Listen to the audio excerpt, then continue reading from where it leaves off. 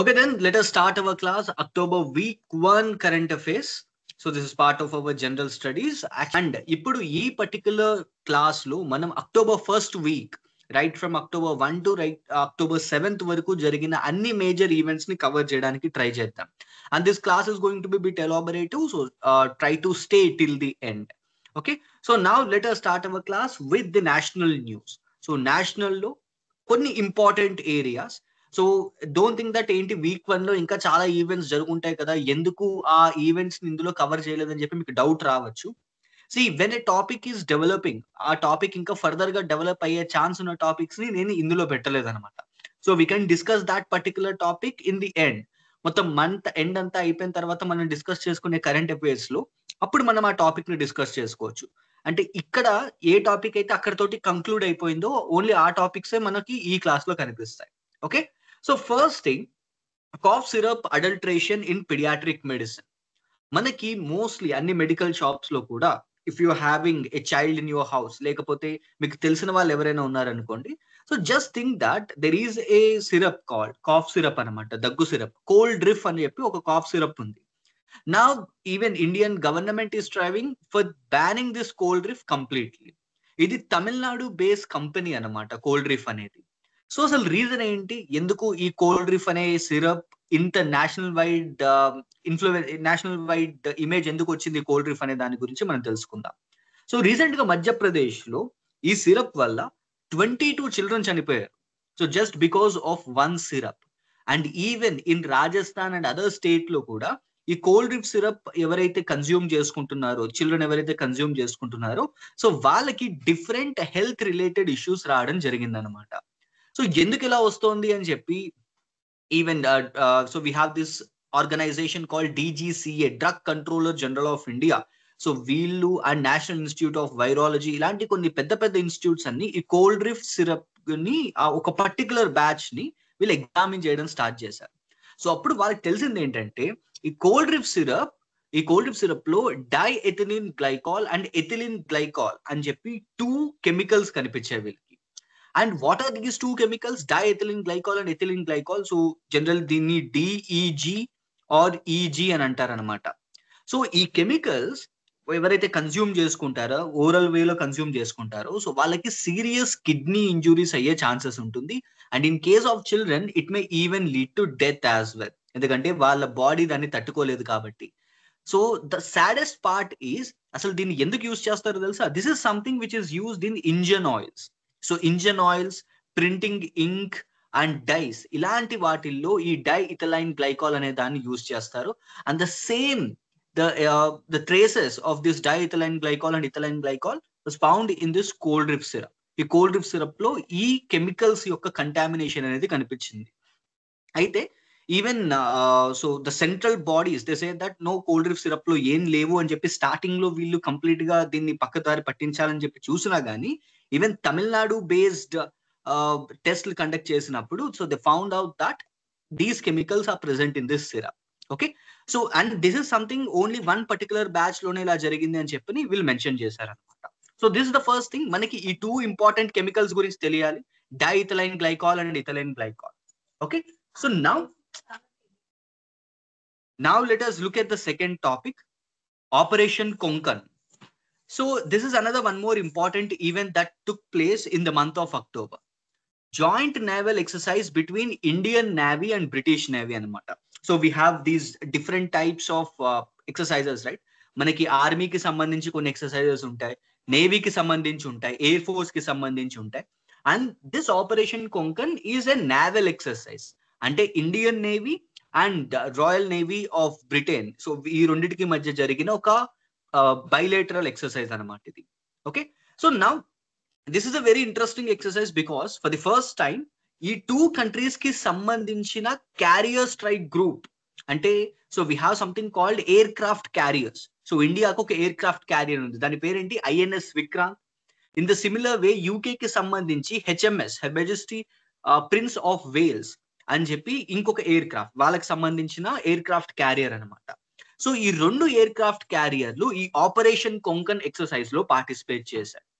So for the first time carrier strike group కి సంబంధించి ఒక వైడ్ స్కేల్ లో ఒక నావల్ ఎక్సర్సైజ్ జరిగింది. So that is this operation Konkan.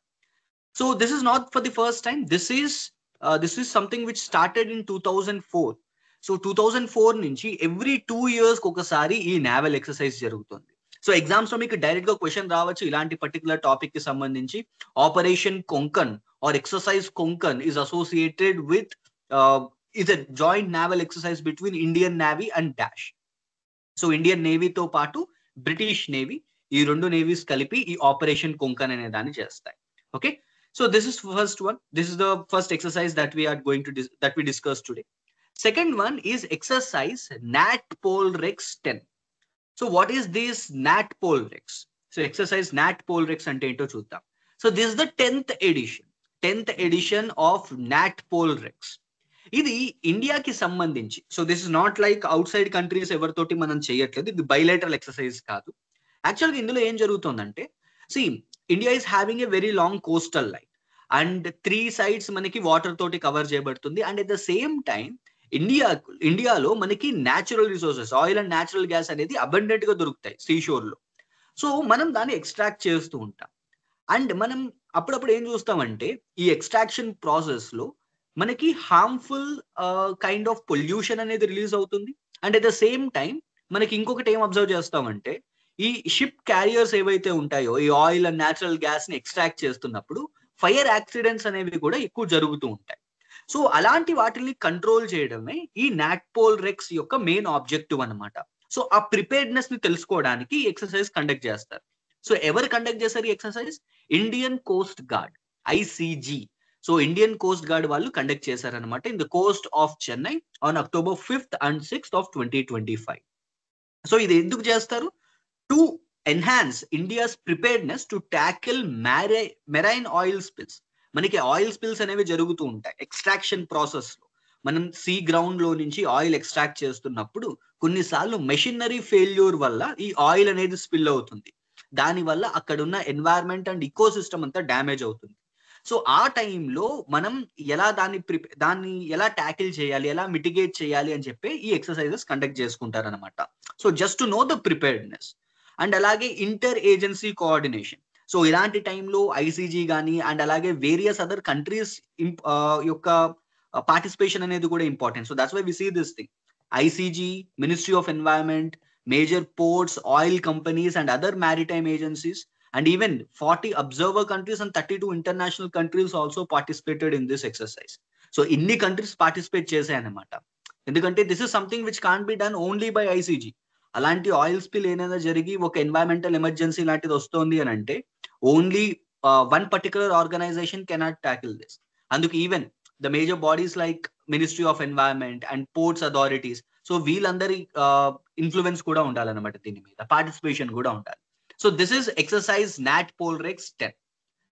Next, so ఈ 2 or 3 topics they are very important and ఇది మనకి ఫస్ట్ వీక్ లో కనిపిస్తాయి. Then let us look at some topics from Indian economy. Indian ఎకానమీకి సంబంధించి కొన్ని important topics. So first one is the idea of stablecoins. So stablecoins అంటే ఏంటి? మనకి ఈ స్టేబుల్ కాయిన్స్ అర్థం అవ్వాలి అని అంటే మన జనరల్ కరెన్సీ గురించి మనకు తెలియాలి. మనం జనరల్ గా యూజ్ చేసే కరెన్సీని ఏమంటాం? So we have something called rupee are United states of America వాడైతే డాలర్ అని చెప్పని అంటాడు. సో వాడికి అదొక ఫియట్ కరెన్సీ అనమాట. అంటే ఆ కరెన్సీ యొక్క వాల్యూ అనేది చేంజ్ అవ్వదు. సో ఇవాళ 10 రూపీస్ నోట్, రేపు కూడా అది 10 రూపీస్ నోటే, అండ్ ఒక 10 years తర్వాత కూడా అది 10 రూపీస్ నోటే. సో ఆ కరెన్సీ, ఆ పేపర్ కరెన్సీ యొక్క వాల్యూ అనేది చేంజ్ అవ్వట్లేదు. కానీ మీరు ఇంకొక టైప్ ఆఫ్ కరెన్సీస్ ఈ మధ్య కాలంలో మనం చూస్తుండొచ్చు. So we have something called cryptocurrencies. So ఒక బ్లాక్ చైన్ టెక్నాలజీ మీద డెవలప్ అయ్యే క్రిప్టో కరెన్సీస్ అనమాట. సో ఈ క్రిప్టో కరెన్సీస్ ఎలా వర్క్ అవుతాయి? So they have a specific algorithm for that. And ఈ అల్గోరిథం బేసిస్ మీద, so depending upon the market, ఆ మార్కెట్ కి తగ్గట్టు అండ్ ఆ పర్టికులర్ కరెన్సీ మీద బయట ఎటువంటి టాక్ ఉంది, ఇలాంటి ఫ్యాక్టర్స్ అన్నిటిని బేస్ చేసుకుని అండ్ మైనింగ్ అండ్ డిస్ట్రక్షన్ ఇలాంటి కొన్ని ఫెనామినాస్ మీద ఆధారపడి ఆ కరెన్సీ యొక్క వాల్యూ, ఆ క్రిప్టో కరెన్సీస్ యొక్క వాల్యూ పెరుగుతుంది లేదా తగ్గుతుంది. And it is highly volatile. మీకు బిట్ కాయిన్ గురించి తెలుసు, ఎథీరియం, లిబ్రా, ఇలాంటి డిఫరెంట్, డాజ్ కాయిన్, ఇలాంటి డిఫరెంట్ క్రిప్టో కరెన్సీస్ ఉన్నాయి. ఓకే, అయితే even Indian government tried very hard to regulate this crypto currencies. At present ఇండియాలో క్రిప్టో మార్కెట్ మీద 30% జిఎస్టీ ఉంది. ఓకే, సో 30% ట్యాక్స్ ఉందన్నమాట దీనికి సంబంధించి. అండ్ ఒక పాయింట్ ఆఫ్ టైంలో reserve Bank of India and even government of India really tried and the completely ban this crypto currencies. So crypto market అనే దాన్ని కంప్లీట్ గా బ్యాన్ చేశారు. But later on supreme court యొక్క directions ద్వారా ఆ ban అనేది revoke అయింది. But నా ఇప్పుడు ఫినాన్స్ మినిస్టర్ నిర్మలా సీతారామన్ గారు ఈవిడేమన్నారంటే ప్రతి కంట్రీ కూడా స్టేబుల్ కాయిన్స్, సో ఇది మార్కెట్ లోకి రాబోతున్న ఈ స్టేబుల్ కాయిన్స్ మీద ప్రిపేర్ అయి ఉండాలి. సో దీనికి సంబంధించి సో అసలు స్టేబుల్ కాయిన్స్ అంటే ఏంటి and how they are different from crypto assets. So crypto coins కి దీనికి ఉన్న బిగ్గెస్ట్ డిఫరెన్స్ ఏంటో మనం ఇప్పుడు తెలుసుకుందాం. సో ఈ స్టేబుల్ కాయిన్స్ అంటే ఏంటి? సో ఇవి కూడా ఒక బ్లాక్ చైన్ టెక్నాలజీ మీదే తయారు చేయబడతాయి అన్నమాట. బట్ ద థింగ్ ఏంటంటే unlike cryptocurrencies are highly volatile. అంటే ఏంటి? సో ఇవాళ దాని మార్కెట్ బాగుంది అని అనుకో, ఒక cryptocurrency value around 30 lakhs ఉంది. ఇప్పుడు for example Bitcoin values ఉన్నాయి. So Bitcoin value around 2008, 2009 ఆ టైంలో ఎప్పుడైతే ఈ క్రిప్టో కరెన్సీ ఈ బిట్ కాయిన్ అనేది స్టార్ట్ అవుతున్న టైంలో the cost was very very less. కానీ ఇప్పుడు దానికి వాల్యూ చూడండి, ఒక రోజు 30 lakhs కనిపిస్తుంది ఒక బిట్ కాయిన్ వాల్యూ, ఒక రోజు 40 lakhs. So during 2022-23 it went up to 50 lakhs. So అలాగా ఆ కరెన్సీ వాల్యూ, ఆ క్రిప్టో కరెన్సీ వాల్యూ అనేది పెరిగిపోతుంది. లేటర్ ఆన్ ఏదో ఒక మేజర్ ఈవెంట్ ఒకటి జరిగింది అని అంటే ఆ వాల్యూ మొత్తం సడన్ గా డౌన్ అయిపోతుంది అనమాట. సో దానివల్ల ఈ మార్కెట్స్ అనేవి, ఈ ఫినాన్షియల్ మార్కెట్స్ అనేవి కూడా కంప్లీట్ డీస్టేబిలైజ్ అయిపోతాయి. సో ఇప్పుడు ఈ క్రిప్టో కరెన్సీ పర్టికులర్ గా స్టేబుల్ కాయిన్స్ కి వచ్చేటప్పటికి అలాంటి వోలటైలిటీ మనం చూడమన్నమాట. అంటే సడన్ గా ప్రైజెస్ పెరిగిపోవడం, సడన్ గా తగ్గిపోవడం అనే దాన్ని ఉండదు ఇందులో. So stablecoin is a crypto asset that aims to maintain stable value relative to specific asset or pool of assets. So ఒక స్పెసిఫిక్ అసెట్ మీద లేకపోతే కొన్ని పూల్ ఆఫ్ అసెట్స్ మీద అది ఆధారపడి ఉంటుంది అనమాట దాని వాల్యూ అనేది. And mining and redeeming will be controlled by centralised institutions. ఇప్పుడు మనకి క్రిప్టో కరెన్సీస్ తీసుకోండి, పర్టికులర్లీ లైక్ బిట్ కాయిన్ కి ఎటువంటి సెంట్రలైజ్డ్ ఇన్స్టిట్యూషన్ బ్యాకింగ్ లేదు. అంటే ఇప్పుడు రూపీ ఉంది, rupee is something which is backed by RBI, reserve Bank of India decide చేస్తుంది అనమాట. బయట మార్కెట్ లో ఎంత అమౌంట్ సర్క్యులేట్ అవ్వాలి, బయట మన దగ్గర ఎంత అమౌంట్ ఉండాలి, బ్యాంక్స్ దగ్గర ఎంత అమౌంట్ ఉండాలి, ఇన్ఫ్లేషన్ ని కంట్రోల్ చేయడానికి ఈ కరెన్సీ అనే కాన్సెప్ట్ ని వాళ్ళు యూజ్ చేసుకుంటారు.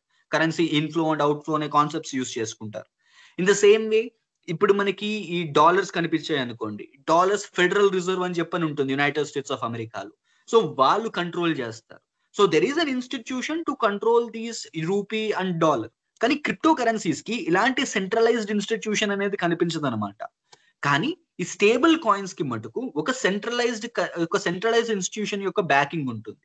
సో ఒక ఇన్స్టిట్యూషన్ ఉంటుంది, వాళ్ళే మార్కెట్ లో ఎన్ని స్టేబుల్ కాయిన్స్ ఉండాలి, మార్కెట్ లో మన దగ్గర ఎన్ని ఉండాలి, ఎవరు రిడీమ్ చేయాలి, ఎప్పుడు మైనింగ్ చేయాలి. మైనింగ్ అంటే కాయిన్ క్రియేట్ అవ్వడం, రిడీమింగ్ అంటే ఆ కాయిన్ ని యూజ్ చేసుకోవడం. సో ఇలాంటివన్నీ కూడా ఒక సెంట్రలైజ్ ఇన్స్టిట్యూషన్ అనేది డిసైడ్ చేస్తుంది అనమాట. ఇప్పుడు మనకి 4 types ఆఫ్ స్టేబుల్ కాయిన్స్ ఉంటాయి. One is fiat backed. Fiat backed అంటే ఫర్ ఎగ్జాంపుల్ ఒక స్టేబుల్ కాయిన్ వాల్యూ అనేది యుఎస్ డాలర్స్ మీద ఆధారపడి ఉంటుంది. ఇప్పుడు యుఎస్ డాలర్ వాల్యూ అనేది ఇంక్రీజ్ అవుతుంది అనుకోండి, అప్పుడు ఈ స్టేబుల్ కాయిన్ వాల్యూ కూడా ఇంక్రీజ్ అవుతుంది. So in that way. Next crypto backed, for example Ethereum లేదా డోజ్ కాయిన్ లేదా లిబ్రా లేదా బిట్ కాయిన్, ఇలాంటి క్రిప్టో కరెన్సీస్ వాల్యూస్ కి దీనికి లింక్ చేసి పెడతారు అనమాట. And these are highly risk. So ఇవి హై రిస్క్ ఉన్న stablecoins. Next the commodity backed. Commodity backed అంటే ఏంటి? గోల్డ్ లాంటి ఒక ఫిక్స్డ్ అసెట్ మీద ఈ స్టేబుల్ కాయిన్స్ ఇన్వెస్ట్ అయి ఉంటాయి. సో ఇవి దాని అసెట్స్ అనమాట. ఇప్పుడు గోల్డ్ వాల్యూ ఇంక్రీజ్ అవుతున్నప్పుడు ఈ స్టేబుల్ కాయిన్ వాల్యూ కూడా ఇంక్రీజ్ అవుతుంది. కొన్ని ఆల్గోరిథమిక్. సో ఇప్పుడు ఆల్గోరిథం చేంజ్ అవుతూ ఉంటుంది. సో దాని బయట మార్కెట్ లో దాని ఇన్ఫ్లుయెన్స్ ని బేస్ చేసుకుని ఈ స్టేబుల్ కాయిన్స్ వాల్యూ అనేది పెరగడం లేదా తగ్గడం అనేది ఉంటుంది అనమాట. So this is stablecoin and ఇది న్యూస్ లో ఉంది అండ్ ఎగ్జామ్స్ లో కంపల్సరీగా ఇలాంటి టాపిక్స్ నుంచి మీరు క్వశ్చన్స్ ఎక్స్పెక్ట్ చేయొచ్చు. Now here is another one more important thing. So way back in 2023 itself reserve Bank of India, మన ఇండియన్ గవర్నమెంట్ ఒక digital central bank digital currency అనే దాన్ని తీసుకొచ్చింది. అంటే బ్లాక్ చైన్ టెక్నాలజీని యూజ్ చేసి ఇలాంటి ఒక స్టేబుల్ కాయిన్ ని తీసుకొచ్చింది అనమాట. Okay, kind of stable coin. మనం దీన్ని కరెక్ట్ గా ఈ డెఫినేషన్ లో ఫిట్ చేయలేం, బట్ ఇది something like fiat backed digital currency అనుకోండి. So fiat backed stablecoin అనుకోండి, and that is e rupee. So మనం ఎప్పుడు 2023లోనే దీన్ని లాంచ్ చేసాం, and now it is in its pilot project. So ఇది కంప్లీట్ గా రోల్ అవుట్ అవ్వలేదు, it is in its pilot project. So this is stablecoin. And second important news, and this is something which is related to RBI report. So reserve Bank of ఇండియాకి సంబంధించిన ఒక report ఆధారంగా కొన్ని important statistics ఉన్నాయి ఇక్కడ. And these are very important for the people who are preparing for higher level competitive exams. So UPSC, APSC లాంటి exams కి prepare అవుతున్న వాళ్ళకి ఇది కొద్దిగా ఇంపార్టెంట్ టాపిక్. సో రీజన్ ఏంటంటే UPI. So we have this one tool in our hand. So ఇదేంటంటే once upon a time మనకి even ఒక 1 రూపీ 2 రూపీ చిల్లర లేదనుకోండి, సో చిల్లర ఎప్పుడు మనం జేబులో పెట్టుకుని తిరిగే వాళ్ళం అనమాట. But now it is not an issue, because even 1 rupee ఏదైనా ఒకటి కొనుక్కోవాలి అని అన్నా కానీ, so we are taking out our phone, Google పేతో కానీ ఫోన్ పేతో కానీ మా 1 రూపీ 2 రూపీస్ కూడా ట్రాన్సాక్షన్స్ చేస్తున్నాం, phone pay, Google pay transactions. Okay, so that is the kind of impact UPI is having on our lifes. So దాని వల్ల మనకి క్యాష్ యూటిలైజేషన్ అనేది తగ్గిపోయింది. ఇప్పుడు మన క్యాష్ మోస్ట్లీ మనం బయట సర్క్యులేషన్ లో ఉన్న క్యాష్ అనేది తగ్గిపోయింది అనమాట, because we are completely relying on UPI. Only UPI మీదే నడుస్తుంది మొత్తం అంతా. You are using phone pay, Google Pay or Paytm, ఏదైనా అవ్వనివ్వండి, you are doing direct bank to bank transactions చేస్తున్నాం మనం. Okay, so cash in hand అనేది తగ్గిపోయింది. సో ఈ ఇంపాక్ట్ మీద Reserve Bank of India September లో వాళ్ళ ఎవ్రీ మంత్ రిలీజ్ చేసే బులెటిన్ లో, సో వాళ్ళు దానికి పెట్టుకున్న పేరు ఏంటంటే impact of UPI on cash demand అని. సో మనం దీని గురించి కొద్దిగా చదువుదాం, because as I told you మనకి ఒక కైండ్ ఆఫ్ అండర్స్టాండింగ్ ఇస్తుంది అనమాట. ఈవెన్ జనరల్ టెండెన్సీలో కూడా this is important. So now let us look at this. UPI adoption nationwide is associated with significant reduction in cash demand. As UPI volumes rise, cash withdrawals and currency circulation growth have been slowed down. So ఈ UPI, unified payments interface అనే దాన్ని ఈ national payments corporation of India, which is a body which it is a body which works under Ministry of MEITY, so Ministry of Information, Electronics and Technology. So ఈ particular ministry under లో ఉంటుంది అనమాట ఇది. అయితే వాళ్ళు 2016 లో UPI అనే దాన్ని లాంచ్ చేశారు. రైట్ ఫ్రమ్ ది ఇన్సెప్షన్ మనకి స్టార్టింగ్ డేస్ లో ఒక స్లో ఫేస్ లో ఇది స్టార్ట్ అయింది, కానీ ఇది ఎప్పుడైతే పీక్ వెళ్ళిందో రైట్ ఆఫ్టర్ కోవిడ్, ఎందుకంటే మనం కోవిడ్ టైంలో ఎక్కువ చూసాం క్యాష్ ట్రాన్సాక్షన్ వల్ల ఇది వైరస్ వస్తుంది అనే భయంతోటో, లేకపోతే మనం ఎక్కువగా ఇంట్లో ఉండి డిజిటల్ ట్రాన్సాక్షన్స్ కి అండ్ ఈ ప్లాట్ఫామ్స్ మీద, ఈ డెలివరీ ప్లాట్ఫామ్స్ మీద ఎక్కువ డిపెండ్ అవ్వడం వల్ల మనం ఎక్కువగా యూపీఐ మీద ఎక్కువ ఫోకస్ చేసాం, ఈ ఆన్లైన్ ట్రాన్సాక్షన్స్ మీద ఎక్కువ ఫోకస్ చేసాం. సో దానివల్ల ఈ cash withdrawals and currency in circulation అనేవి మొత్తం కంప్లీట్ గా స్లంప్ అయిపోయాయి అనమాట, డౌన్ గ్రేడ్ అయిపోయాయి. ఇప్పుడు annual growth in currency in circulation has moderated to around 4 to 6%, much lower than pre UPI levels. So UPI levels కన్నా ఇది 4 to 6% complete గా తగ్గిపోయింది. అండ్ ఈ యాక్చువల్ డిక్లైన్ అనేది 2023-24 టైం నుంచి స్టార్ట్ అయింది అనమాట. And so UPI transaction volumes monthly exceed 20 billion in August 2025. So 20 billion in August 2025 transaction volume అనమాట ఇది. అండ్ దీని టోటల్ వాల్యూ ఎంత, 24.85 trillion rupees. అంటే 85% of the digital transactions that you are doing, అంటే మనం కార్డ్ తోటి కానీ లేకపోతే so we do online transactions, bank to bank transactions, NEFT, RTGS, ఇలాంటి వాటిలన్నింటినీ తీసుకుంటే 85% ఆఫ్ ద డిజిటల్ ట్రాన్సాక్షన్స్ అంతా కూడా యూపీఐ తోటే వెళ్తున్నాయి. సో అంత డిపెండెంట్ అయిపోయాం అనమాట మనం యూపీఐ మీద. ఇప్పుడు దీనివల్ల ఏమైంది, UPI transaction sizes another one more interesting thing. మనం స్టార్టింగ్ డేస్ లో యూపీఐ అనే దాన్ని ఓన్లీ హై వాల్యూమ్స్ కి యూజ్ చేసేవాళ్ళం. 2016-17 టైంలో, అంటే ఎప్పుడైతే మనం యూపీఐ అనేది స్టార్ట్ చేశారో ఆ టైంలో దీని వాల్యూ, అంటే ఒక యావరేజ్ గా ఒక ట్రాన్సాక్షన్ వాల్యూ అరౌండ్ 3,867 రూపీస్ ఉంటే, ప్రెసెంట్ దాని వాల్యూ 1,404 కి వచ్చేసింది. అంటే దాన్ని బట్టి మనం అర్థం చేసుకోవచ్చు, ఈవెన్ స్మాలెస్ట్ కమోడిటీ పర్చేజ్ కూడా మనం యూపీఐని వాడుతున్నాం. We are not taking this cash out at all. So this is another one more thing. UPI's rise is driven by its open, techno-agnostic framework, user-friendly design with active targeted campaigns for financial inclusion. So that's why even మీరు ఒక పల్లెటూరుకి వెళ్ళినా గానీ, లేకపోతే even ఒక 60, 70 years, 80 years road side vendor దగ్గరికి మనం వెళ్ళినప్పుడు కూడా, వాళ్ళ దగ్గర కూడా మనం ఈ క్యూఆర్ కోడ్స్‌ని చూడొచ్చనమాట. సో, జస్ట్ మనం ఫోన్ ఓపెన్ చేసి, స్కానర్ ఓపెన్ చేసి ట్రాన్సాక్షన్ చేసుకుంటే, వాళ్ళకి జస్ట్ ఆ వాయిస్ వస్తే ఓకే సరిపోయింది. నాకు డబ్బులొచ్చేసాయి అని చెప్పని వాళ్ళు సాటిస్ఫై అయిపోతున్నారు. So, that is the kind of impact. That is the kind of technology framework that we are having with this UPI. So వాళ్ళకి ఇప్పుడు ఇదివరకు ఇట్లా భయం కూడా లేదనమాట. వాళ్ళకి డబ్బులు వస్తాయా? రావా? అని చెప్పి. సో ఒక ప్రాపర్ కైండ్ ఆఫ్ ఇన్‌ఫ్రాస్ట్రక్చర్ అనేది వచ్చేసింది యూపీఐకి. ఓకే. అండ్ పర్టిక్యులర్‌గా యూపీఐకి సంబంధించి Telangana. So Telangana state topped this UPI transaction intensity. So no other state in this country is doing UPI transactions as much as Telangana. So Telangana ఇంకా హైయెస్ట్ లో చేస్తుందన్నమాట. So when we talk about UPI, we need to know about this one institution, National Payments Corporation of India. So వీళ్ళు యూపీఐని తయారు చేశారనమాట, unified payments interface, and they launched it in 2016. So NPCI అనే organisation చాలా వాటిని తయారు చేసింది. Even మనం చూసే ఫాస్టాగ్, ఈ ఫాస్టాగ్ ని కూడా ఈ national payments corporation of India వాళ్ళే తయారు చేశారు. Okay. So this is RBI's report and it's impact of UPI on cash demands. Okay. Now let us move to one of the most important topics of this class. So ఈ class కి సంబంధించి the most important topic, Nobel Prizes.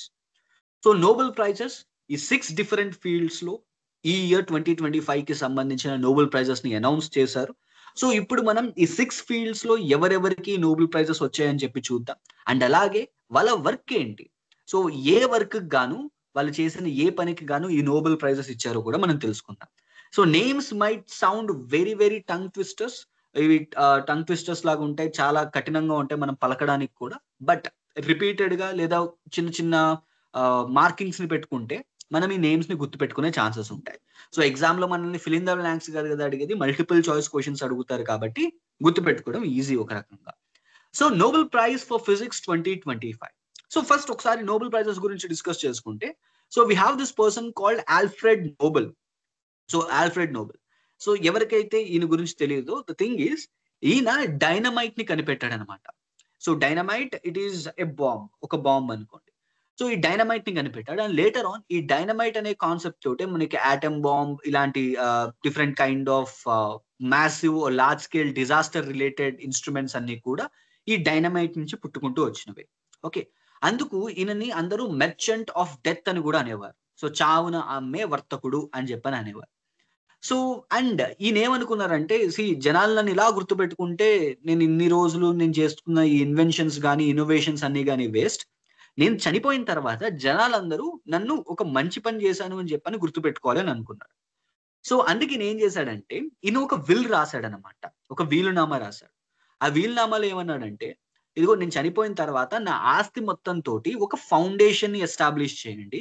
And ఆ foundation వాళ్ళు ప్రతి సంవత్సరం physics, medicine, chemistry and so we have piece, literature, ఈ 5 fields కి సంబంధించిన వాళ్ళకి ఎవరైతే ఆ పర్టికులర్ ఇయర్ లో ఈ ఫీల్డ్స్ లో మంచి డెవలప్మెంట్ ఎవరైతే చేస్తారో, మంచి వర్క్ ఎవరైతే చేస్తారో వాళ్ళని ఐడెంటిఫై చేసి వాళ్ళని ఆనర్ చేయండి. ఓకే, వాళ్ళకి ప్రైజ్ ఇవ్వండి అని చెప్పని ఒక విల్ రాశారనమాట. సో అలా పుట్టుకొచ్చింది ఈ నోబెల్ ప్రైజెస్. సో 1900 లో ఈ నోబెల్ ఫౌండేషన్ అనేది ఒకటి ఎస్టాబ్లిష్ అయింది. అండ్ 1901 నుంచి 5 ఫీల్డ్స్ లో, ఓకే 5 ఫీల్డ్స్ లో ఈ నోబెల్ ప్రైజెస్ అనేవి ఇవ్వడం స్టార్ట్ చేశారు. అండ్ 1968 లో Sveriges Riksbank, so Sweden కి సంబంధించిన సెవెరిస్ రిక్స్ బ్యాంక్ వాళ్ళ 300th యానివర్సరీని కమమరేట్ చేసుకుంటూ నోబెల్ ప్రైజ్ ని ఎకనామిక్స్ అనే ఫీల్డ్ కూడా తీసుకొచ్చారనమాట. సో ఎట్ ప్రెసెంట్ 6 ఫీల్డ్స్ లో మనం ఈ నోబెల్ ప్రైజెస్ అనేవి చూడొచ్చు. So first let us start with physics. Okay, ఇది నోబెల్ కి సంబంధించిన ఒక brief history. So Nobel prizes in physics 2025 so ముగ్గురికి ఇచ్చారు. John Clarke, Michel Devoret, John Martinis. So ఈ ముగ్గురికి Nobel Prize in physics for the year 2025. So వీళ్ళ work ఏంటి?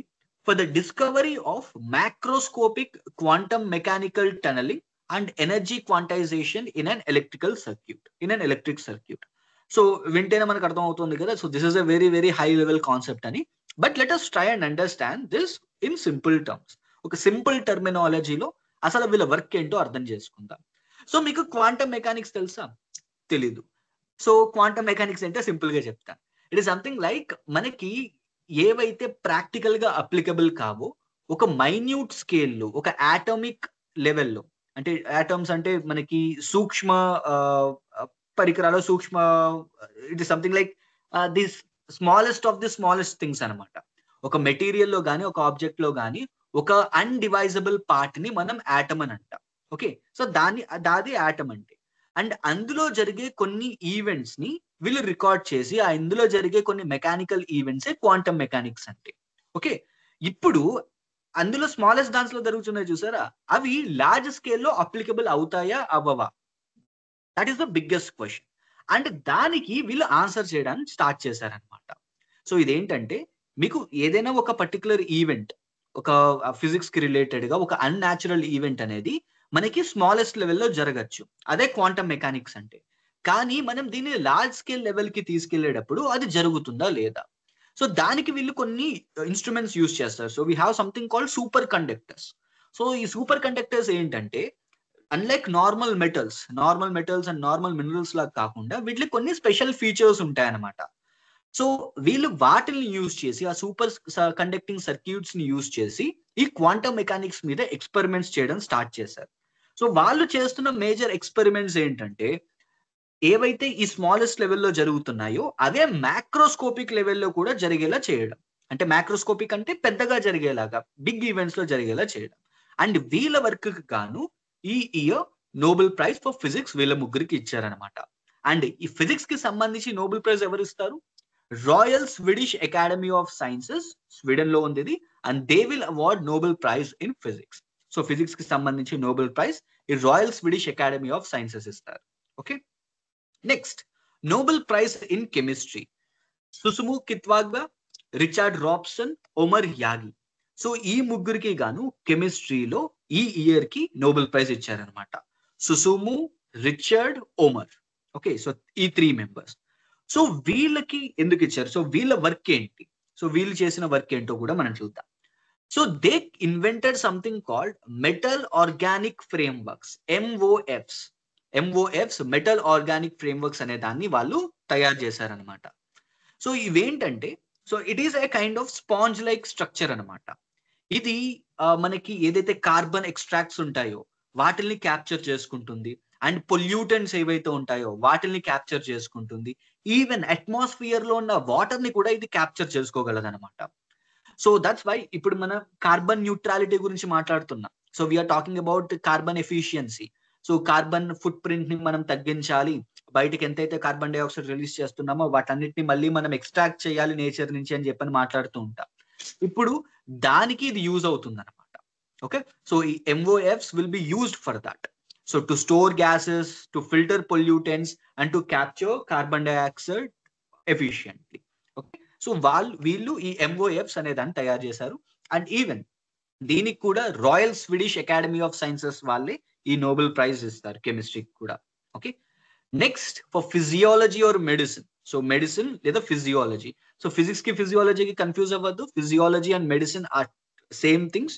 సో మెడిసిన్ కి సంబంధించి మేరీ బ్రున్కోవ్, ఫ్రెడ్ రామ్స్డెల్, షైమన్ సగాగుచి.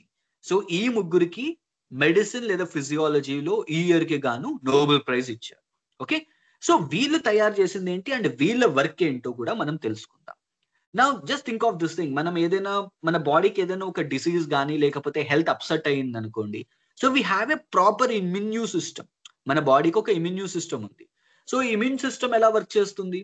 మనకి జనరల్ గా ఏదైనా ఒక ఫారెన్ ఆర్గానిజం మన బాడీలోకి ఎంటర్ అవుతున్నప్పుడు మన బాడీ ఓవర్ హీట్ అవుతుంది, మనకి దానివల్ల ఫీవర్ వస్తుంది.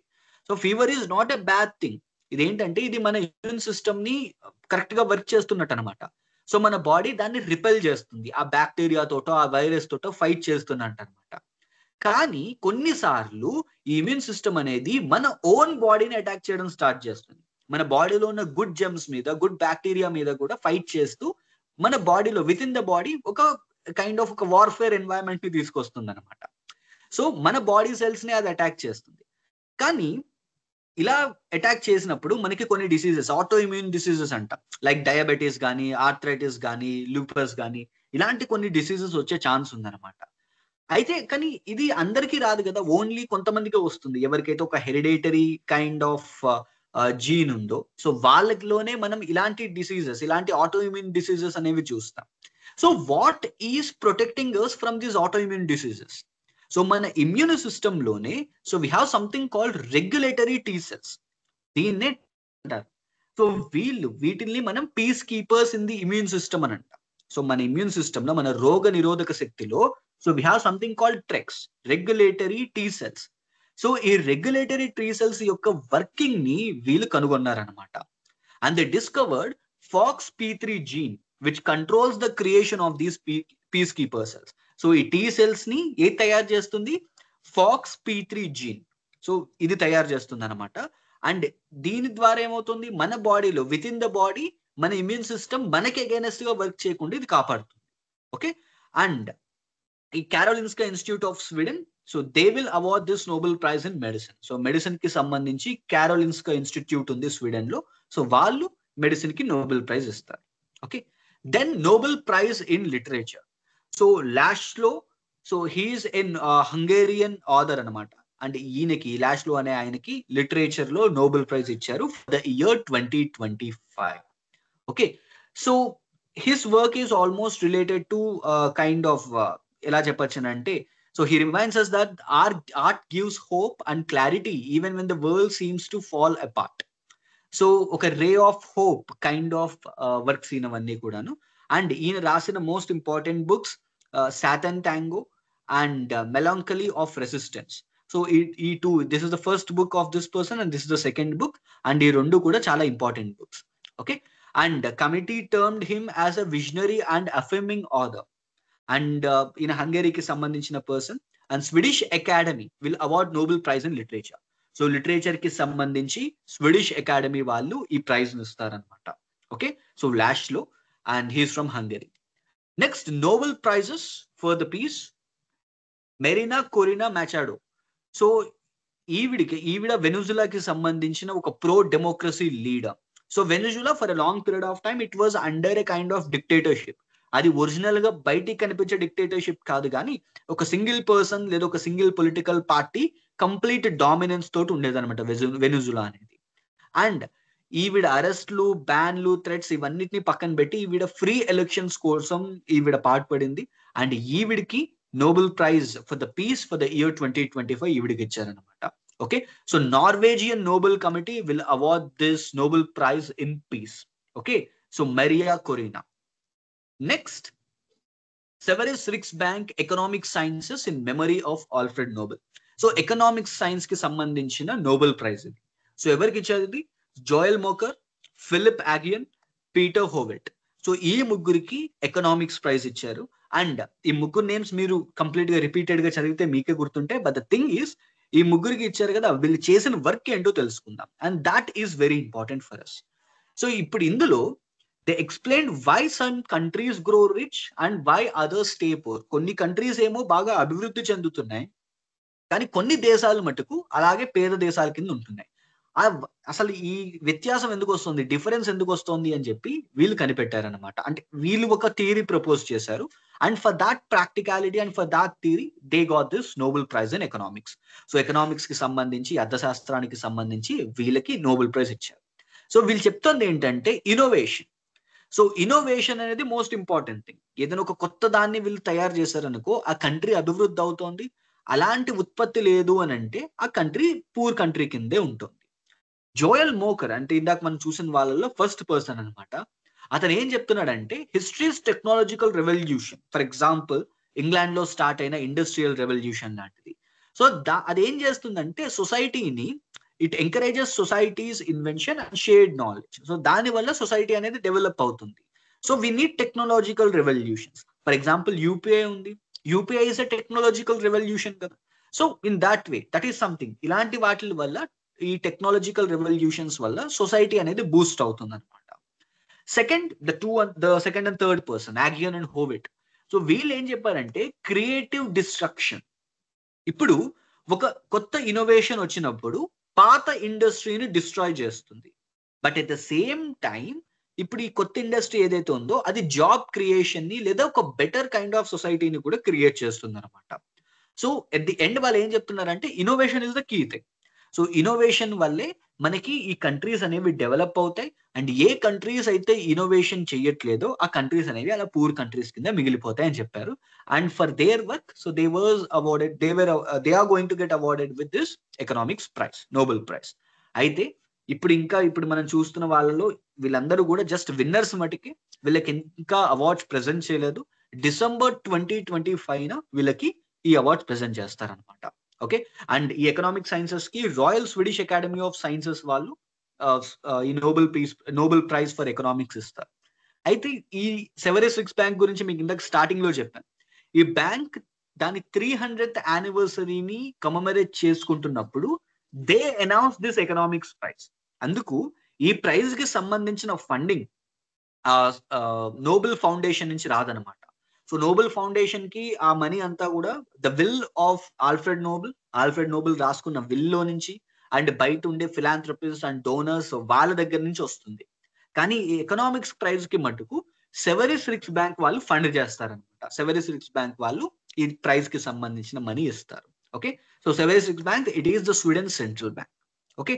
సో మనం నోబెల్ ప్రైజెస్ కూడా కంప్లీట్ చేసాం. ద మోస్ట్ ఇంపార్టెంట్ టాపిక్ అది. Now let us look at sports కి సంబంధించి we have two most important news.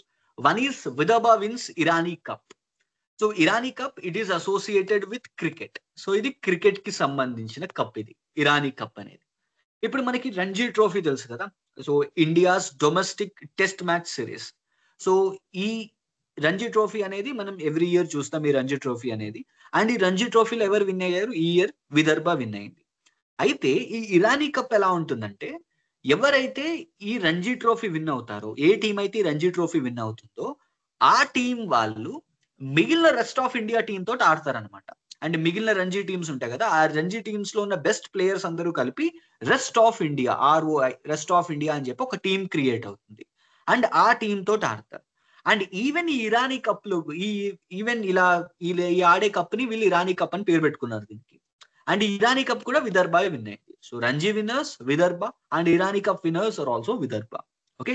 అసలు దీని గురించి మనం చూసినట్టయితే ఒక హిస్టరీలోకి వెళ్తే, సో 1960లో to commemorate the 25th anniversary of Ranji trophy they launch this Irani cup. So 25th anniversary of Ranji trophy టైంలో 1960లో ఈ ఇరానీ కప్ అనే దాన్ని లాంచ్ చేశారు. అండ్ ఇరానీ కప్ ఎవరి పేరు మీద పెట్టారు? Jal R Irani, the longest serving president of BCCI. So BCCI start చేసినప్పటి నుంచి 1970 వరకు ఈయన ప్రెసిడెంట్ కింద ఉన్నారు. అండ్ ఈయన పేరు మీదే ఈ ఇరానీ కప్ అనే దాన్ని స్టార్ట్ చేశారు. Okay. Next, India in world para athletics championship. So recent గా ఈ వరల్డ్ పారా అథ్లెటిక్స్ ఛాంపియన్షిప్ అనేది ఎండ్ అయింది for the year 2025. And the host country is India. ఈ ఈవెంట్స్ అన్ని కూడా మనం ఎక్కువగా న్యూఢిల్లీ అండ్ అహ్మదాబాద్ లో జరిగాయి. And most of the events న్యూఢిల్లీలో జరిగాయి. అండ్ ఇండియా 22 మెడల్స్ విన్ అయింది. And India stood in 10th place. India 10th place లో ఉంది. ఇండియాకి 6 గోల్డ్, 9 సిల్వర్ అండ్ 7 బ్రోన్స్ వచ్చాయి. And this is para athletic. అంటే ఇందులో మనకి కనిపించే అథ్లెట్స్ అందరూ కూడా they are people with some special needs అనమాట. So they are disabled people, para athletics వాళ్ళు. ఓకే. సో ఇప్పుడు ఇందులో మనకి గోల్డ్ మెడలిస్ట్ ఎవరు? Simran Sharma women 100 meters, Nishad Kumar men's high jump, Sumit Antil men's javelin throw, Sandeep Sanjay Sagar men's javelin, Rinku Hooda men's javelin and Shailesh Kumar men's high jump. So వీళ్ళకి ఈ 6 members కి మనకి గోల్డ్ మెడల్స్ వచ్చాయి. And then we have silver and bronze as well. ఇలా overall గా India position 10th లో ఉంది. Host New Delhi. And theme is also very important. Theme ఏంటి? Strength, resilience and inclusion. And దీనికి mascot, official mascot is Viraj, ఒక baby elephant అనమాట with a prosthetic, ఒక prosthetic leg తోటి ఉంది దీన్ని. అండ్ ర్యాంకింగ్స్ వచ్చేటప్పటికి ఫస్ట్ ప్లేస్ లో Brazil, second we have China, third USA and in 10th place we have India. So India 10th place లో ఉంది. So this is world para athletics championship and India 10th place and we have all this. India 22 medals win అయింది. Now persons in news. So we have some important persons who are there in news. One is Jane Goodall. Jane Goodall, ఈవిడ ఎవరంటే ఈవిడ ఒక chimpanzee expert అనమాట. She is a British primatologist. అంటే chimpanzees గురించి అధ్యయనం చేసే వాళ్ళని ప్రైమేటాలజిస్ట్ అంటారు. బికాస్ చింపాంజీస్ ని ప్రైమేట్స్ అని అంటాం మనం వాళ్ళని the previous genes are the ancestors of human beings, homo sapiens యొక్క యాన్సిస్టర్స్ అనమాట చింపాంజీస్ అనేవి. సో వాళ్ళ నుంచే మనం ట్రాన్స్ఫార్మ్ అయ్యాం. అండ్ ఈవిడ ఏంటంటే మనకి మోస్ట్లీ మీరు టార్జన్ కానీ లేకపోతే వేరే కార్టూన్స్ లో చూస్తే అందులో మనం ఈ చింపాంజీస్ కి సంబంధించి ఒక ఈవిడ కనిపెట్టింది మనం చూడొచ్చు అనమాట. ఇందులో ఏం చేస్తాయంటే chimpanzees they generally feed on termites, పురుగుల మీద అవి ఫీడ్ చేసుకుంటాయి, పురుగులు తింటాయి అవి. సో పురుగులు తినేటప్పుడు అవి ఏం చేస్తాయంటే ఒక గడ్డి పరక ఉంటుంది చూసారా, గ్రాస్ స్టాక్, దాన్ని ఆ ఏదైతే పొట్టు ఉంటుందో ఆ పుట్టలో పెడతాయి అనమాట. అండ్ ఈ పురుగులన్నీ కూడా ఆ గడ్డి స్టాక్ అది ఉంటుంది చూసారా, సో గ్రాస్ స్టాక్, ఆ గ్రాస్ స్టాక్ అంటుకుంటే అండ్ ఇది గ్రాస్ స్టాక్ తో పాటు తినేస్తుంది అనమాట చింపాంజీ. సో దీన్ని కనిపెట్టింది ఈ జేన్ గుడాల్ అనే ఆవిడ. అండ్ అలాగే she label these creatures as violent and they fight for territories. So age of apes cinema చూసారా మీరు? ఆ ఏజ్ ఆఫ్ ఏప్స్ సినిమా చూస్తే మనకు అందులో తెలుస్తుంది these are very violent creatures. మనకి నార్మల్ గా జ్యూస్ లో వాటిల్లో చాలా ఫ్రెండ్లీగా కనిపిస్తాయి, but they even perform infanticides as well. Territories కోసం స్మాల్ ఏవైతే చిన్న ఇన్ఫాంట్ చింపాంజీస్ ఉంటాయో వాటిని కూడా చంపడానికి ఇవి వెనకాడవన్నమాట. So that is the kind of thing. And she found out all these things. And మనం టార్జాన్ సినిమాలో Tarzan will have a girl friend, ఆ గర్ల్ ఫ్రెండ్ పేరేంటి జేన్. అండ్ ఈవెన్ ఆవిడ కూడా ఆ Goodall is her name and Jane అనే name ఆవిడ పెట్టుకున్నారనమాట. So chimpanzee expert Jane Goodall, she is dead and she is a very important person from environment perspective as well. So environment perspective మీద కూడా ఈవిడ చాలా important person. Next Sarah Mullally. She is the first woman to lead Church of England. So Church of England కి సంబంధించి for the first time ఆ Church of England కి ఒక female high position, first female to hold the position of arch bishop of Canterbury. So arch bishop of Canterbury అంటే church of England యొక్క highest position అనమాట. And for the first time ఒక women కి వచ్చింది అది. నా ఈవిడ 85 million ఏంజలికల్స్ ని ఈవిడ లీడ్ చేయబోతోంది. అండ్ 1530s లో ది కింగ్ హెన్రీ ఎయిత్ ఈయన రోమన్ క్యాథలిక్ చర్చ్ నుంచి ఈ చర్చ్ ఆఫ్ ఇంగ్లాండ్ అనే దాన్ని సెపరేట్ చేశారు. And now after all these years she became the first woman to hold the position of arch bishop of Canterbury. మనకి in general గా priest hood అనేది women లో బాగా తక్కువ మందికి ఉంటుంది. And she was a priest. And ఈవిడ starting days లో నర్స్ గా ఉండేవారు, దాని తర్వాత ఈవిడ ప్రీస్ట్ కింద మారారు. And now she is the head of all these churches in the sense ఏవైతే ఈ క్యాంటర్బరీ, ఈ చర్చ్ ఆఫ్ ఇంగ్లాండ్ కంట్రోల్లో ఉన్నాయో ఆ చర్చెస్ అన్నిటికీ కూడా ఈవిడ ఒక కైండ్ ఆఫ్ లీడ్ పొజిషన్ లో ఉంటారనమాట. So this is the thing. 85 million Anglicans ని, ఆ pastors of priest of whatever we call, so వాళ్ళందరికీ కూడా ఈవిడే హెడ్ కింద ఉంటారు, Sarah Mullally. So remember this name. Next Chandrasekhar Reddy as the EASL national advisor. So we have an organization called Energy Efficiency Services Limited. EESL అని చెప్పి ఒక organisation ఉంది. ఇదేంటంటే it is a joint venture of public sector undertaking companies. Ministry of power కంట్రోల్లో ఉన్న ఒక 4 most important public sector undertaking companies యొక్క joint venture అనమాట ఈ ఎనర్జీ ఎఫిషియన్సీ సర్వీస్ లిమిటెడ్ అని. సో ఆ పిఎస్యూస్ ఏంటి? NTPC, power finance corporation, REC limited and power grid. ఈ 4 కూడా we have all these 4 are public sector undertakings under Ministry of Power. So ఈ energy efficiency services limited ఏం చేస్తుందంటే it is something like they will promote energy efficiency and major schemes ఏవైతే ఉన్నాయో ఎనర్జీకి related గా ఉన్న మేజర్ స్కీమ్స్ అన్నిటిని కూడా ప్రమోట్ చేసే ఆర్గనైజేషన్ అనమాట ఈ EECL అనేది. అండ్ ఇప్పుడు దీనికి Chandrashekar Reddy who's from Andhra Pradesh and ఈయనని national adviser for government affairs and media కింద అపాయింట్ చేశారు. So he is the national adviser for government affairs and media. ఇప్పుడు ఏవైతే ఈ స్కీమ్స్ ఉన్నాయో, for example the most important schemes which were started by this energy efficiency service limited. So వీళ్ళ under లో major initiatives ఏంటి? One is Ujala scheme. So Ujala scheme ఏంటి? Unnat Jyoti by affordable LEDs. So మనకి affordable LEDs ని తక్కువ cost లో తీసుకురావడానికి so government of India they launched a programme, Ujala scheme అంటారు దాన్ని. And that is something which was launched by them. So ఈ ESL వాళ్ళే దీన్ని లాంచ్ చేశారనమాట. దాని తర్వాత street lighting national programme. So and LEDs కి సంబంధించి national efficient cooking programme NECP. దీంతో మనకి ఉజ్వల యోజన అని కూడా వచ్చింది. సో ట్రెడిషనల్ కుకింగ్ కోల్ ని పక్కకు పెట్టేసి ఎల్పిజి సిలిండర్స్ ని సబ్సిడైజ్డ్ కాస్ట్ కి ఇవ్వడం. So all these are the initiatives of energy efficiency service limited. And ఇప్పుడు దానికి మీడియా అండ్ గవర్నమెంట్ అఫేర్స్ ని హ్యాండిల్ చేయడానికి ఒక నేషనల్ అడ్వైజర్ కింద చంద్రశేఖర్ రెడ్డిని అపాయింట్ చేశారు. So he is Chandrasekhar Reddy. Next Sanae Takaichi. She is the first women prime minister of Japan. So Sanae Takaichi ఇప్పుడు ఈవిడ ప్రెసెంట్ ఏదైతే రూలింగ్ పార్టీ ఉందో లిబరల్ డెమోక్రటిక్ పార్టీ, దానికి సంబంధించిన ఆవిడే. But if you see previous prime minister, so he resigned because he was not able to maintain that country. So ఆ కంట్రీని maintain చేయకపోవడానికి కారణంగా ఆయన రిజైన్ చేసేసారనమాట. And after that she became the prime minister. And she is the first woman and 5th prime minister of Japan. ఇప్పుడు మనకు వచ్చే biggest confusion ఏంటంటే, జపాన్ ఇప్పుడున్న కంట్రీ కాదు కదా, ఎప్పటి నుంచో ఉంది, మరి ఇంకా 5th ప్రైమ్ మినిస్టర్ ఏంటి అని. సో జపాన్ కి ప్రతిసారి రాజు మారేటప్పుడు తరం మారుతుంది అనమాట. Now he is so we have a king of Japan called Naruhito. So ఈయన 2019 లో కింగ్ అయ్యాడు.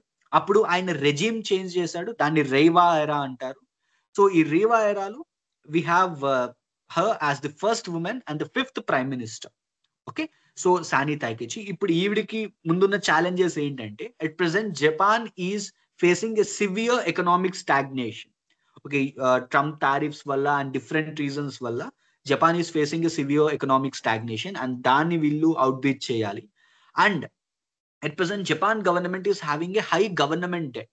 Around 230% of their state's GDP or country's GDP is in debt. So 230% of country GDP వాళ్ళకి debt ఉంది.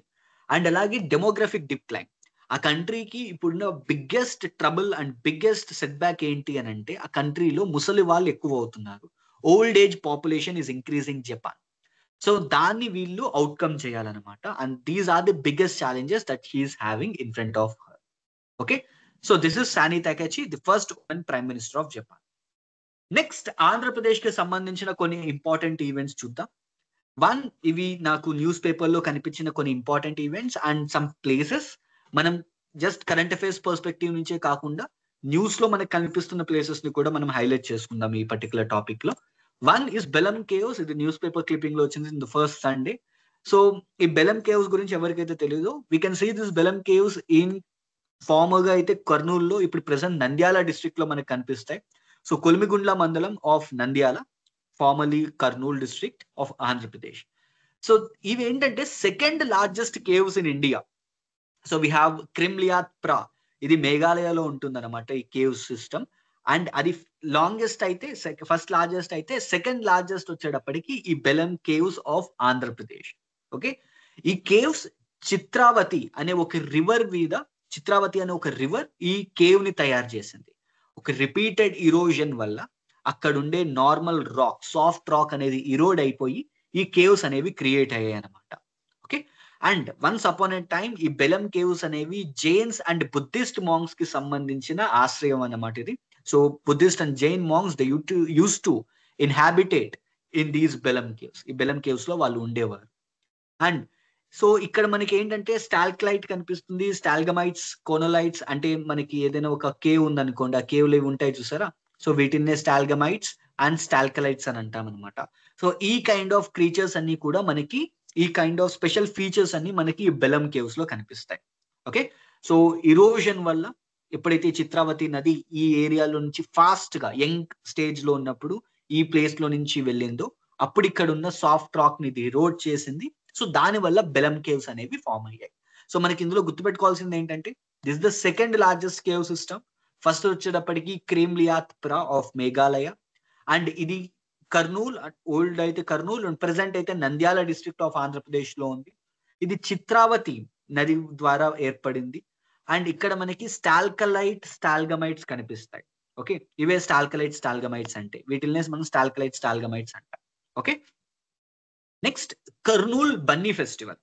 సో ఈ Bunny festival ఏంటి అని ఎందుకు ఇది న్యూస్ లో ఉంది అని అంటే, సో ఇద్దరు చనిపోయారు అనమాట ఈ ఫెస్టివల్ సెలబ్రేషన్స్ లో.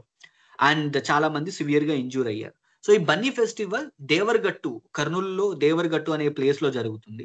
ఇదేంటంటే ఎవ్రీ ఇయర్ విజయదశమి రోజున ఆ ఊర్లో ఉండే మాల మల్లేశ్వర స్వామికి సంబంధించిన ఉత్సవాలలో అక్కడ జనాలు కర్రలతోటి ఫైట్ చేసుకుంటారనమాట. It is not something like వాళ్ళు డైరెక్ట్ గా కొట్టుకోరు. అది ఒక ట్రెడిషన్ గా వస్తోంది. ఇట్ ఈస్ సంథింగ్ లైక్ వాళ్ళు దాన్ని కర్రల సమరం అని చెప్పని అంటారనమాట. బట్ ఈసారి కొన్ని గ్రూప్స్ వైలెంట్ గా ఒకరినొకరు వాళ్ళకున్న పాత కక్షలన్నిటిని ఆ ఫెస్టివల్ ని అడ్డు పెట్టుకుని తీర్చుకోవడానికి ట్రై చేశారు. అండ్ అందులో ఇద్దరు చనిపోయారు. So this Banni festival is very important for us. So ఏ ప్లేస్ కి సంబంధించింది అని అంటే కర్నూలు కి సంబంధించింది. It is a festival associated with Mala Malleswara Swamy, Kurnool Devaragattu. Okay, కర్రల సమరం. Next, auto drivers. ఆంధ్రప్రదేశ్ లో ఉన్న ఆటో డ్రైవర్స్ కి government of Andhra Pradesh 15,000 rupees financial assistance ఇచ్చింది. ఆ స్కీమ్ కి పేరేంటి? ఆటో డ్రైవర్స్ సేవలో. ఇది స్కీమ్ పేరు అనమాట. ఇందులో బెనిఫిషియరీస్ ఎవరు? ఆటో డ్రైవర్స్ కి, 3 వీలర్స్ పాసింజర్ వెహికల్ డ్రైవర్స్ కి, అండ్ అలాగే motor cab drivers and maxi drivers. So వీళ్ళందరికీ కూడా 15,000 రూపీస్ క్రెడిట్ చేసేసారు ఆల్రెడీ వాళ్ళ అకౌంట్స్ లో. ఆల్మోస్ట్ స్టేట్ లో 2,90,669 బెనిఫిషియరీస్ ఉన్నారు. అండ్ ఈ స్కీమ్ యొక్క టోటల్ అవుట్లే 439 crore. ఇప్పుడు అసలు ఈ స్కీమ్ పెట్టడానికి one of the biggest reason ఏంటి అంటే, ఇది ప్రీవియస్ గా కూడా ఉంది. అప్పుడు 10,000 రూపీస్ ఇచ్చేవారు ఈ స్కీమ్ లో. ఇప్పుడు ప్రెసెంట్ ఏంటంటే గవర్నమెంట్ ఆఫ్ ఆంధ్రప్రదేశ్ ఆగస్ట్ 15న స్త్రీ శక్తి ఆర్ మహిళా శక్తి అని కూడా అంటున్నారు ఈ స్కీమ్ ని లాంచ్ చేసింది. సో దీని వల్ల most of the women who generally use to travel in these autos, now they are going in these buses. So ఆ బస్సెస్ లో వెళ్ళిపోతున్నారు. అండ్ దాని వల్ల ఈ ఆటో డ్రైవర్స్ ఇన్కమ్ మీద బిగ్గెస్ట్ ఇంపాక్ట్ ఉంది. సో దానిని గవర్నమెంట్ ఎంతో కొంత పూడ్చిపెట్టడానికి ఈ ఆటో డ్రైవర్స్ సేవలు అని చెప్పి ఒక స్కీమ్ తీసుకొచ్చింది అనమాట. So this is to for the auto drivers. This was something which was launched in the wake of Stree Shakti scheme, free bus scheme implemented by state government, which affected the livelihoods of these drivers. So ఈ drivers యొక్క livelihood effect అయింది కాబట్టి ఈ scheme ని launch చేశారు. Next, Araku coffee won business line change maker award. So business line, it is a very famous news production company. And వాళ్ళకి సంబంధించిన awards అన్నమాట ఇవి. అందులో చేంజ్ మేకర్ అవార్డ్ వచ్చింది అరకు కాఫీకి. Okay, in the category of financial transformation. So financial transformation అనే కేటగిరీలో అరకు కాఫీకి అవార్డు వచ్చింది. వి హ్యావ్ ఎన్ ఆర్గనైజేషన్, ఒక కోఆపరేషన్ ఉందన్నమాట, గిరిజన కోఆపరేటివ్ కార్పొరేషన్స్. మీరు వన్స్ ఒక్కసారి అరకు గాని పాడేరు ఇలాంటి ఏ ప్లేసెస్ లోకి వెళ్ళినా రైట్ ఫ్రమ్ మనకి రంపచోడవరం దగ్గర నుంచి కనిపిస్తాయి అనమాట ఈ జీసీసీ అవుట్లెట్స్. అక్కడ ఏంటంటే మనకి ట్రైబల్స్ కి సంబంధించిన ప్రొడక్ట్స్ అన్ని కూడా ఈ అవుట్ స్టాల్స్ లో లేదా ఈ ఒక స్టాల్స్ క్రియేట్ చేసి ఆ స్టాల్స్ లో పెడతారనమాట, ఈ జీసీసీ స్టాల్స్ లో, ఈ అవుట్ పోస్ట్ లో. సో వీళ్ళ ఫ్లాగ్షిప్ బ్రాండ్ అనమాట ఈ అరకు కాఫీ అనేది. And it won this award. Okay, and GCC managing director ఎవరు? Kalpana Kumari. And who is the tribal welfare minister of Andhra Pradesh? G Sandhyarani. Okay, and ఇది మనకి అరకు వ్యాలీలో ఈ అరకు కాఫీ అనేది గ్రో అవుతుంది. And it is very well known for its purity, aroma and taste. And 2019 లో ఈ అరకు కాఫీకి జిఐ ట్యాగ్ వచ్చింది, జియోగ్రఫికల్ ఇండికేషన్ ట్యాగ్ వచ్చింది. అండ్ రీసెంట్ గా in the month of August ఈ అరకు కాఫీకి సంబంధించి ఈ గిరిజన cooperative corporation and Tata consumer products ఈ రెండు కూడా ఒక ఎంఓయూ సైన్ చేసుకున్నాయి అనమాట. సో దీని వల్ల ఇప్పుడు అరకు కాఫీకి గ్లోబల్ రేంజ్ లో కూడా, ఇప్పుడు నేషనల్ రేంజ్ లో అండ్ డిఫరెంట్ సమిట్స్ లో వాటిలో కూడా అరకు కాఫీని చాలా ప్రమోట్ చేస్తున్నారు. Even if you go to airports you can see this Araku coffee there.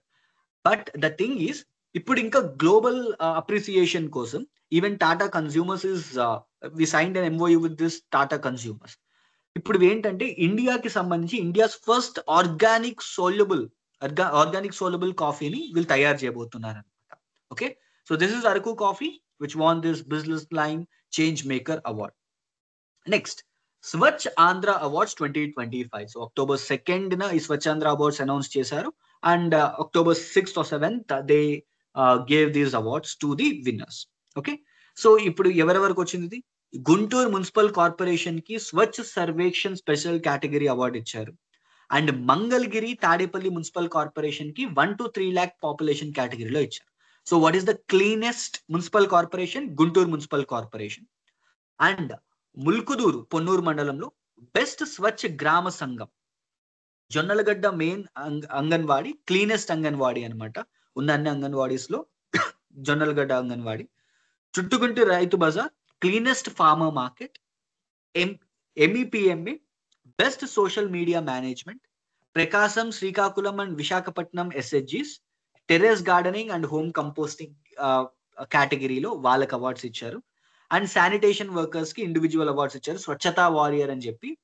And చేబ్రోలుకి సంబంధించి నల్లపాటి రాఘవమ్మ ఈవిన్ని గ్రీన్ అంబాసిడర్ కింద అపాయింట్ చేశారు. Okay, so these are some important events that are associated with this Swachh Andhra awards.